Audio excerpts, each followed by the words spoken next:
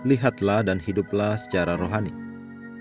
Ada jalan yang disangka lurus tetapi ujungnya menuju maut. Amsal 16 ayat 25. Dalam Kejadian 13 ayat 14, Tuhan berkata kepada Abraham, "Pandanglah sekelilingmu dan lihatlah dari tempat engkau berdiri itu ke timur dan barat, utara dan selatan." Abraham tidak melihat pada dunia fisik, dia melihat di dalam roh. Itu mudah diuraikan ketika engkau mempelajari Kisah Para Rasul 7 ayat 5. Dikatakan, "Dan di situ Allah tidak memberikan milik pusaka kepadanya, bahkan setapak tanah pun tidak.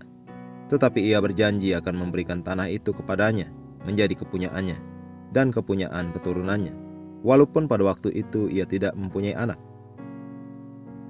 Pikirkanlah itu. Abraham tidak pernah memiliki sedikit pun tanah itu. Namun Tuhan berkata, "Aku akan memberikan tanah itu kepadamu dan kepada keturunanmu." Jadi ketika Abraham mengarahkan matanya untuk melihat, dia tidak memikirkan hal-hal duniawi. Dia berpikir secara rohani. Namun tidak demikian dengan keponakannya, Lot. Ketika Lot memiliki kesempatan yang sama, bacalah apa yang Alkitab katakan. Lalu Lot melayangkan pandangnya, dan dilihatnya lah bahwa seluruh lembah Yordan banyak airnya. Kejadian 13 ayat 10. Lot terbawa oleh kesuburan dan berharganya tanah itu.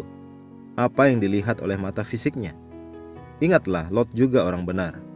2 Petrus 2 ayat 7. Tetapi karena dia tidak melihat secara rohani, dia membuat pilihan yang salah yang mengacaukan hidupnya. Ada orang-orang Kristen yang seperti itu hari ini, yang membuat pilihan tertentu yang membuat orang lain memuji mereka. Tetapi pilihan itu akan dan dapat mengarah pada kehancuran mereka. Karena itu saya katakan kepadamu, jangan membuat pilihan duniawi. Lihatlah dalam roh, dengan roh dan melalui roh. Biarkan roh membantumu mewujudkan impian Tuhan yang ada di hatimu. Lihatlah dan hiduplah secara rohani. Dengan cara itu segala sesuatu tentang hidupmu hanya akan memiliki satu motif yang jelas. Bagaimana terus membawa kemuliaan bagi Yesus Kristus. Jadi saat membuat pilihan hidup, biarlah itu oleh hati yang murni, hati yang benar, tanpa kecenderungan kedagingan dan egois. Mari kita berdoa.